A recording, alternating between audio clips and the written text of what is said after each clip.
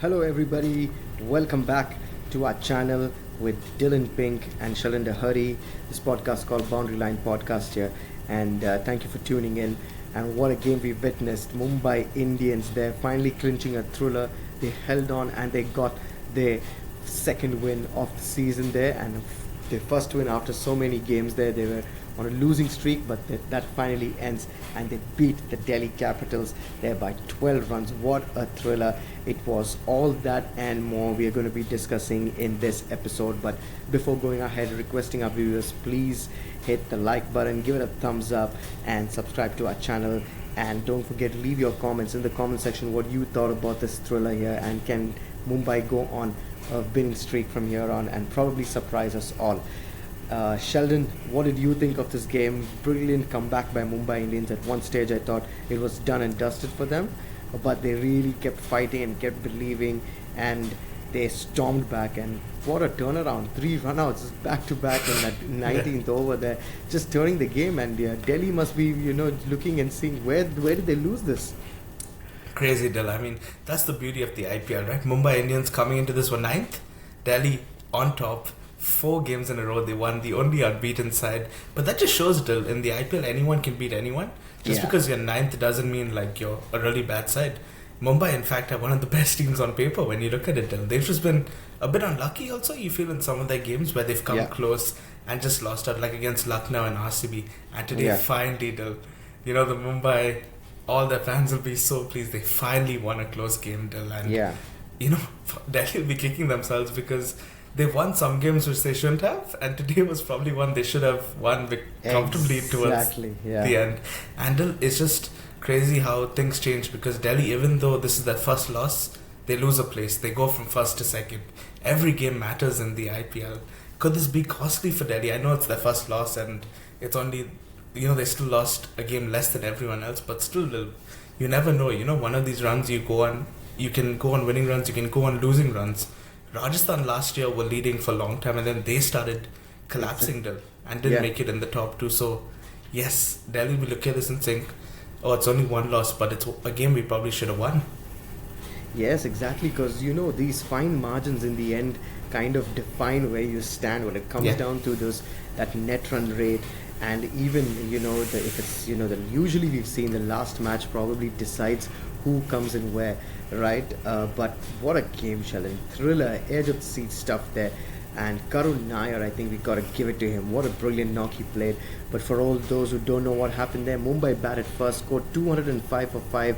The top order, the top 4 really getting runs. They all got starts there, but Tilak Varma, once again, Sheldon showing that he's one of the best players for Mumbai. They're 59 of just 33 balls there, and just took Mumbai there to 205. In the end, Karun Nair came out all guns blazing, took 29, I think, of Bumrah's six balls there, and he just smashed everyone all over the park. And one point it looked like no one could stop him, but Santner then getting up with that beautiful ball there, to get rid of him. And you still felt Delhi were in the chase, right? You still felt they were in the hunt there, because by the time he got out, it was almost a seal. Delhi were almost there, but what a comeback there. But what about Mumbai's batting? I thought they played really well today to reach to 205. They probably could have got a little more, seeing where they were at that 15 over mark.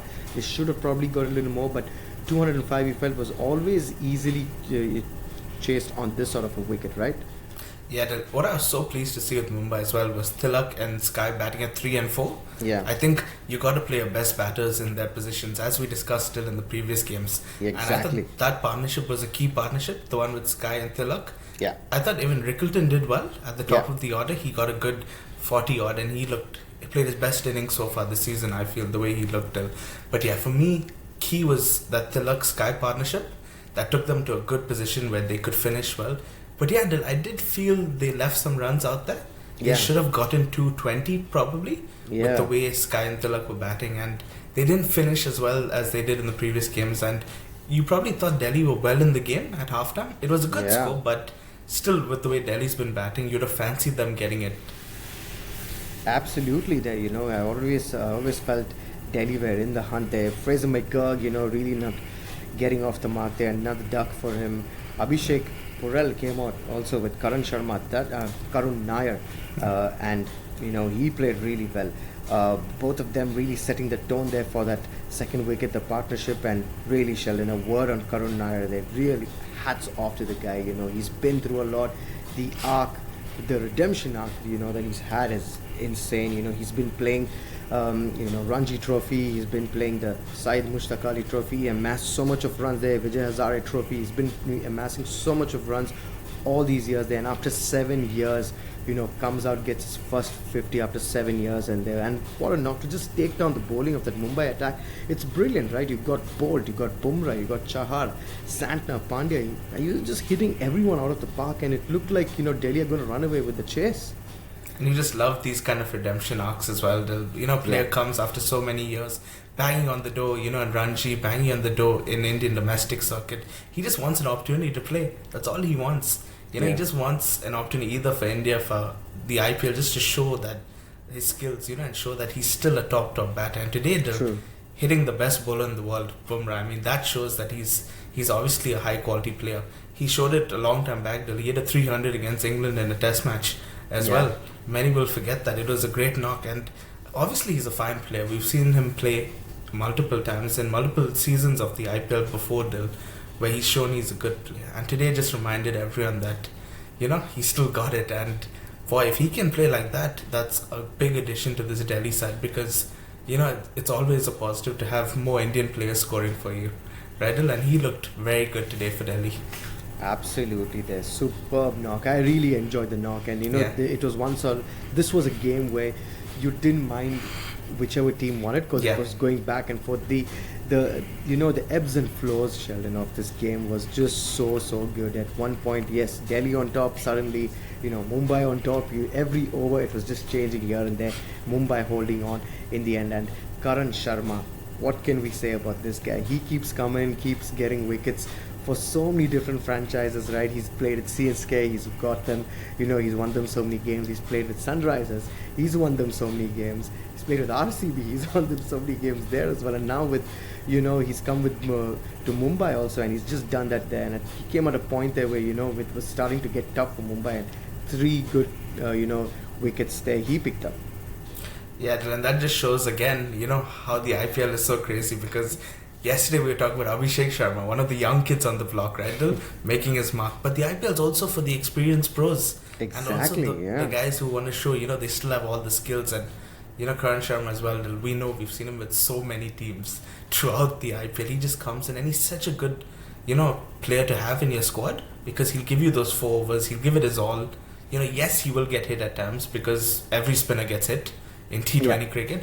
But he does take key wickets. And today, against one of the best batting lineups we've seen in the IPL this season, he was brilliant, especially in the middle overs to like Rahul and Stubbs and everyone. I thought he was very key there to bring Delhi back in the game. Mumbai back in the game.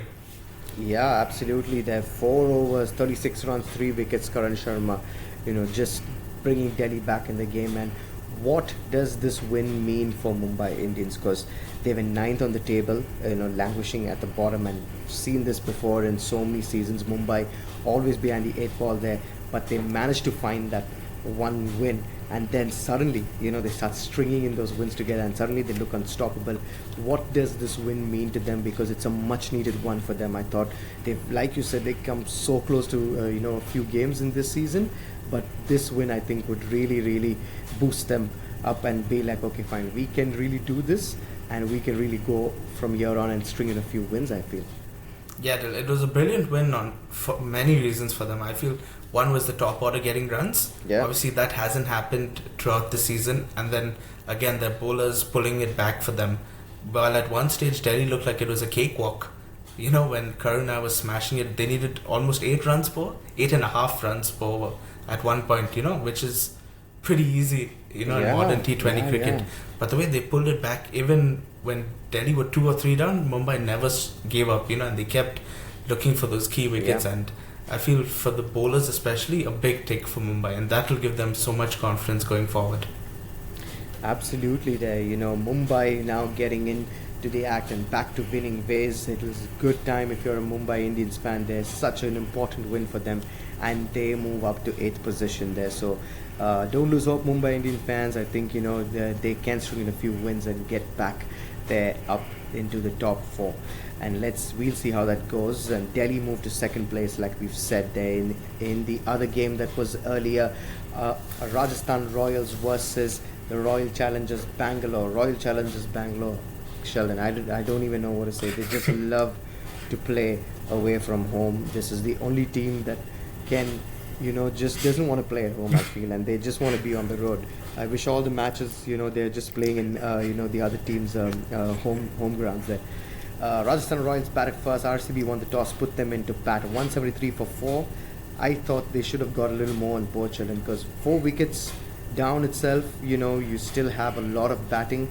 After Jaiswal played a brilliant knock, 75 runs, you expected them to at least get to 190-ish, on that sort of a wicket, because it was a good wicket. The ball was coming on nicely. And they just didn't get more. I was just expecting something to happen, and the amount of drop chances there just didn't help them again. Royal Challengers Bangalore winning there comfortably by 9 wickets, 15 balls to spare, boost their net run rate nicely. Your take on the game, Sheldon? Yeah, I was very surprised with how Rajasthan batted, Dil. I mean, at no point did it feel like they went for it, like they really went to try to get a 200, which I feel they should have tried to get. As you said, only lost 4 wickets. You have so much batting left in the shed, especially now with the impact player and the fact that you can play an extra batsman, delay it even. And they just didn't go for it. It almost like they got to 170 and thought, okay, we're okay with this score. Exactly, but that seemed in the end it looked like 20-30 shot. It looked like they were at least 20-25 runs short on that pitch. And easily, yeah. Yeah, I was just surprised with the way Rajasthan batted. There was not enough intent. They were just happy ticking it along. And it did look whenever they tried to, up the ante, they did lose a wicket then. And there was just no flow in that Rajasthan innings. And I thought Bangalore would have been really happy with how the first innings went. Yeah, I mean, RCB were I thought they were cruising along. And yes, he got run out in the previous game by Virat Kohli, but this time they ensured that nothing of that happened in this match there. Phil Salt, Virat Kohli, Sheldon. This is going on to be one of the iconic partnerships of this season. Yes, we have many different openers in other teams. You're seeing it with Delhi, you're seeing it with, Kolkata and everyone, but this RCB opening pair is just starting to look really good now. Phil Salt, 65 of 33 balls, they're just smashing it, and it proved, Sheldon, once again that to get runs in the power play, the first 6 overs, you set up your team there for a big total. It can go downward also, but I thought it was a measured innings today by Phil Salt. He was attacking when needed, but then accelerated really quickly and took the pressure off Virat at the other end. And the way Phil Salt plays still is just insane, because he almost plays like he doesn't care about his wicket. Yeah. I mean, he almost plays like, okay, if I get out, I get out, but I'm going to go for it. And the big difference between the two sides was the power play. Rajasthan got about 45, RCB got about 65. Yeah. That's 20 runs. And that almost wins you that almost wins you the game. And Salt, I mean, was just brilliant. Some of those shots were so flat and just no fear, the way he goes about it. And the beauty of that also for RCB is that it helps Kohli take his time to get in. Exactly. And Kohli gets to look, and he doesn't have to go overly aggressive at the start. He can get through the power play by just nuddling and nurdling, because we know later if Kohli's there how he can cash in so easily, Dil. And Salt's innings was the difference between the two sides still. What a knock it was. 60 odd, right? Of 30 odd balls, still quite insane, Dil. And it just shows that he right now seems one of the best signings still. I still don't know how KKR let him go. He was absolutely brilliant for them last season as well, Dil, at the top of the order. One of their top run scorers last season, and he's just continuing where he left off from last season. Yeah, good signing for RCB, and KKR must be looking at this and saying, wow, he missed something for sure there. But a solid bowling performance by RCB also. I thought to restrict them 170 odd. I thought it was really good. Everybody chipping in there. Bhuvi 4 overs 32, Yash Dayal 4 overs 36, Josh Hazelwood. We can't say enough about this guy. 3 overs 26 runs, 1 wicket. Krunal Pandya also, bowled really well today. 4 overs 29 runs, 1 wicket. So a good bowling performance on a track where I thought Rajasthan should have got more. Yeah, the bowling was brilliant today, Dil, to only restrict them to that much. I thought Krunal was the pick of the bowlers. He just just as he's done throughout the season. He just comes in and he bowls very tidily. You know, he doesn't get hit for much. You know, stump to stump. With that, a bit of low bounce was there as well in the first innings, and it was just staying low. And he used the surface brilliantly, Dil. And Krunal's been also an excellent signing, Dil. You just look at what he gives RCB. He can be a second spinner. He can bowl as the first spinner.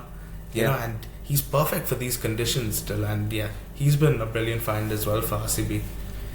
He's been a brilliant find for sure, but there's one brilliant find that was signed almost 18 years ago, and it's continuing to prove that it's one of the best signings ever in the history of the IPL, Sheldon. We've spoken time and again about this man, and there's no words to describe what he does there. 100th T20 50, 100th T20 half century. I know it's pretty confusing, and 66th half century in the IPL, tied with David Warner there for the most number of 50 plus scores in the IPL overall. No prizes for guessing, guys, who it is. It's one person. It can be only one person at this point, and it's the king, the champ, the legend, Virat Kohli. Sheldon, you take it from here, because I don't know what can we say. He's such a good player, especially in chases. We've seen it time and again. He comes in for the past 17, 18 years, doing it day in, day out in the IPL for the national side. What is it with this guy? What a innings, Sheldon. It was such a controlled innings, measured innings, and once Salt left, when Salt departed, he was 29 of 25 balls or something like that. Still, not good, right? Strike rate pretty low there, but after that he just proved why he's one of the best in the world. 62 of 45 balls he finishes up and then sees the side through. That's the Virat Kohli we know. The biggest compliment I can pay to him is that for most players this would be a really good knock in their career. Like this would be, one of their breakthrough knocks. For him, this is just a regular day. And this is what he's... And this, honestly, when we watch it also, now when we see this type of innings, we're like, okay, he does this quite often. Every odd game you'll see him do this, and you'll be like, yeah, that's what you expect from him. Expectations are, by the way, very unreasonable, Dil, for Virat Kohli every time he goes onto a cricket field, because he can play an innings like this and no one will really say, oh, it's a great innings, because we've seen him just do it time and time again. But this is just regular Virat. He'll hit at this strike rate, and when Saul got out, we did see him pick up the ante and play with more intent, and I thought that was brilliant. I thought Padikkal did help as well. When he came out, he showed some good intent, and I'm really liking what I'm seeing from Padikkal this season, Dil, because what I like the most is that this is not his natural game, what he's doing. Obviously, they've told him you have to go out there and just, attack. Yeah. And you can see it's not natural to him, but he's trying and he's buying into this philosophy, which obviously Patidar and Andy Flower wants them to play in. And so far it's working, because I think this Padikkal is the best Padikkal we've seen since his first RCB season, where I thought was his breakthrough season. And this is the best we've seen since then. It's positive so far, but again, today he came in when the game was dead.